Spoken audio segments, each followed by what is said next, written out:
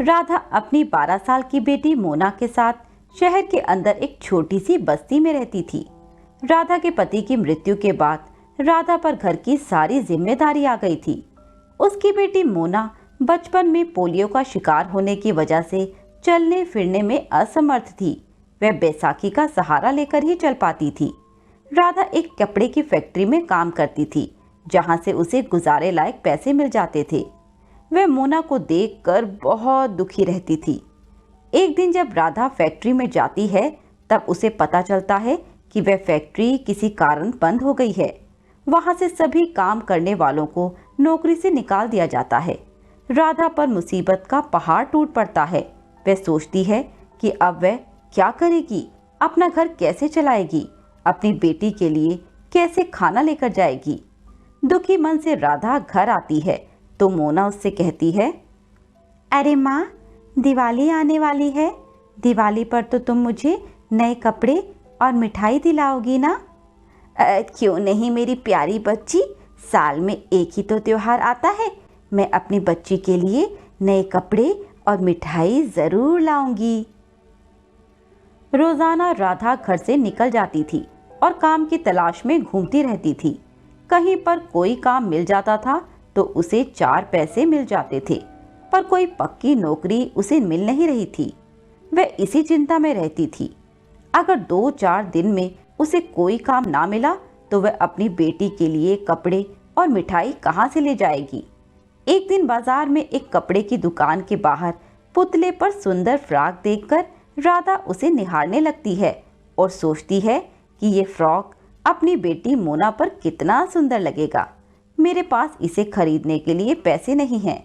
ऐसा सोचकर वह बहुत दुखी हो जाती है।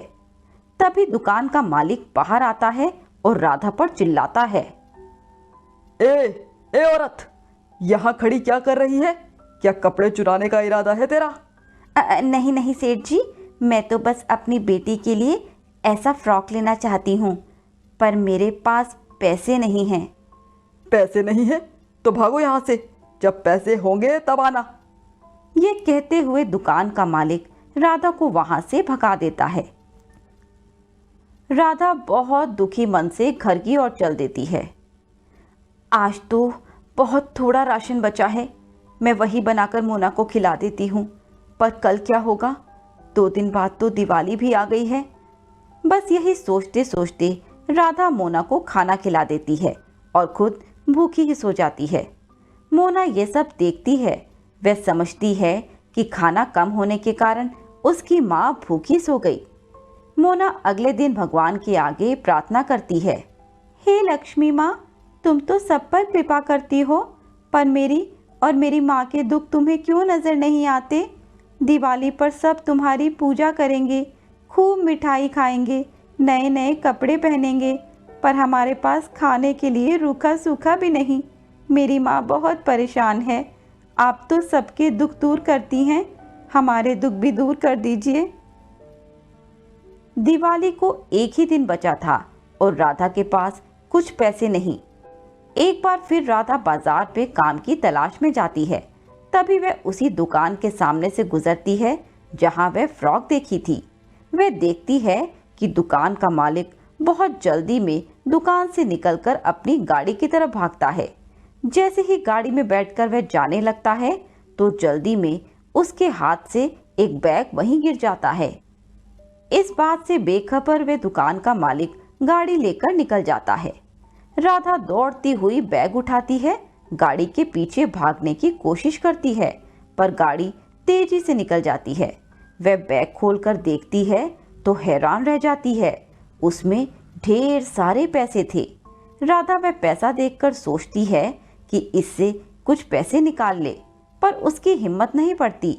वह सोचती है कि यह मेरा पैसा नहीं है, मुझे इसे लौटा देना चाहिए। यह सोचते सोचते वह दुकान की तरफ चल पड़ती है। दुकान के अंदर जाकर वहां के एक कर्मचारी से वह दुकान मालिक के बारे में पूछती है तो उसे पता चलता है कि दुकान मालिक के इकलौते बेटे का एक्सीडेंट हो गया है। उसे हॉस्पिटल में एडमिट कराया गया है। हॉस्पिटल का एड्रेस लेकर राधा वहां पहुंच जाती है। सामने उसे वह दुकानदार और उसके साथ उसकी बीवी खड़े दिखते हैं। दोनों बहुत ही उदास लग रहे थे। राधा उनके पास जाकर बैग वापस करते हुए कहती है, सेठ जी, हड़बड़ी में आपके हाथ से ये बैग गिर गया था। इसमें ढेर सारा पैसा देखकर मुझे लगा आपको इसकी ज़रूरत होगी, तभी मैं यहाँ तक आ गई। अब आपके बेटे का क्या हाल है? मेरे बेटे को खून की आवश्यकता है और हम दोनों का ब्लड ग्रुप मैच नहीं हो रहा। यह सुनते ही राधा कहती है, सेठ जी, आप मेरा खून टेस्ट करा लें, भगवान ने चाहा तो सब ठीक होगा। राधा का खून दुकानदार के बेटे से मैच कर जाता है और जल्दी ही उसे खून चढ़ा दिया जाता है। शुक्र है भगवान का, हमारा बेटा खतरे से बाहर है। मैं तुम्हारा कैसे शुक्रिया अदा करूं? तुमने मेरे बेटे की जान बचाकर मुझ पर बहुत बड़ा एहसान किया है। मैंने तुम्हारे साथ कितना बुरा व्यवहार किया था, पर फिर भी तुमने मेरे बेटे की जान बचाई। इसकी कोई कीमत तो मैं तुम्हें नहीं दे सकता, पर बैग में जो पैसा है वह तुम्हारा है, इसे तुम ले लो। नहीं नहीं सेठ जी, मुझे इतने पैसे की क्या ज़रूरत? मुझे तो बस अपनी बच्ची के लिए कुछ कपड़े और मिठाइयाँ ही चाहिए थी, मुझे ये पैसा नहीं चाहिए। यह सुनकर दुकानदार बहुत हैरान होता है कि कितनी गरीब औरत है, फिर भी इसे पैसों का कोई लालच नहीं। राधा वहाँ से निकलकर काम की तलाश में आगे चली जाती है, पर सारा दिन घूमने पर भी उसे कोई काम नहीं मिलता। वह बड़े बुझे मन से घर की ओर लौट पड़ती है और सोचती है कि मैं मोना को क्या बोलूँगी कि आज मिठाई और कपड़े दिवाली पर भी नहीं लाई। यही सोचते सोचते राधा अपने घर में पहुंचती है और वहां का दृश्य देखकर हैरान हो जाती है। घर के बाहर सुंदर सुंदर दिए जल रहे थे और मोना उसी फ्रॉक में खड़ी थी। मोना भागते हुए माँ की तरफ आती है। माँ, माँ देखो, मैं कितनी सुंदर लग रही हूँ। तुमने मेरे लिए कितनी अच्छी फ्रॉक ली है और तुम्हें बहुत मुबारक हो, तुम्हें इतनी अच्छी नौकरी मिल गई। यह सुनकर राधा बहुत हैरान होती है कि कौन सी नौकरी। तभी उसकी नज़र वहाँ खड़े सेठ जी और उसकी बीवी पर जाती है। अरे सेठ जी, आप? राधा, तुमने जो हमारे लिए किया है उसका एहसान तुम्हें मरते दम तक नहीं चुका सकता, पर मुझसे जो बन पड़ा मैंने किया। हमारी दुकान पर नौकरी करोगी और हमारे ही बंगले में रहोगी। क्या तुम मेरी इस बात को मानोगी? राधा ये सुनकर बहुत खुश होती है और सेठ जी का शुक्रिया अदा करती है। इस पर दुकानदार की बीवी कहती है, राधा, तुम चाहती तुम्हें पैसों से भरा बैग लेकर वहां से जा सकती थी, पर तुमने हमारी मुसीबत में हमारी सहायता की और मेरे बेटे की जान बचाई, तो क्या हम तुम्हारे लिए इतना भी नहीं कर सकते?